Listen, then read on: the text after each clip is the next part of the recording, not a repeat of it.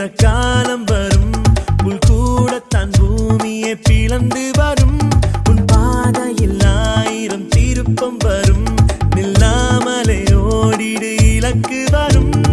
வானம் மேலே பூமி கீழே வாசனை நாட்கள் நடுவிலே, தோளின் மேலே வாரம் இல்லை, துணிந்தவன் நடப்பான் கடலிலே. திரும்பி பாரு தினம் தினம் இருக்கணும் ஒரு சுகம் சுகம். நம்மள நிறைய பேர் யோசிக்கிறத இவர் செஞ்சு காட்டியிருக்காரு அப்படின்னு தான் சொல்லணும்.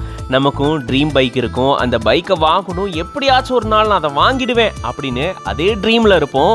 அந்த மாதிரி தான் என்னுடைய ட்ரீம் பைக்கை நான் இப்படி தாங்க க்ளீன் பண்ணுவேன் அப்படின்னு சொல்லிட்டு பைக் இருக்கிற மாதிரியே நினச்சிட்டு அப்படியே தத்ரூபமாக பைக்கை எப்படி க்ளீன் பண்ணுவாங்களோ அதே போல் வாட்டர் வாஷ் பண்ணுறாரு. பார்க்கும்போது அட மனுஷன் எவ்வளோ ஏங்கி போயிருக்காரு பைக்குக்காக அப்படின்ற மாதிரி இருக்கும். பொதுவாக பசங்களுக்கு பைக் அப்படின்னாவே ரொம்ப பிடிக்கும். அதுலேயும் ட்ரீம் பைக் அப்படின்னு எல்லாருக்கும் ஒவ்வொன்று இருக்கும்.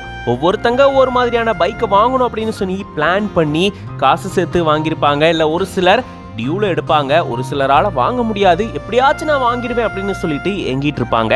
அந்த மாதிரியான ஏக்கத்தினுடைய ஒரு வெளிப்பாடாக இந்த வீடியோவை நம்ம பார்க்கலாம். பட் இவருடைய இந்த வீடியோவுக்கு நம்ம பாராட்ட சொல்லியே ஆகணும். ஆக்சுவலாக ஒரு க்ளீன் பண்ணுறதை பார்க்கும்போது நிஜமாலுமே அங்கே பைக் இருக்குது, நம்ம கண்ணுக்கு தான் அது தெரியல அப்படின்ற அளவுக்கு தத்ரூபமாக அவ்வளோ அழகாக க்ளீன் பண்ணியிருக்காரு.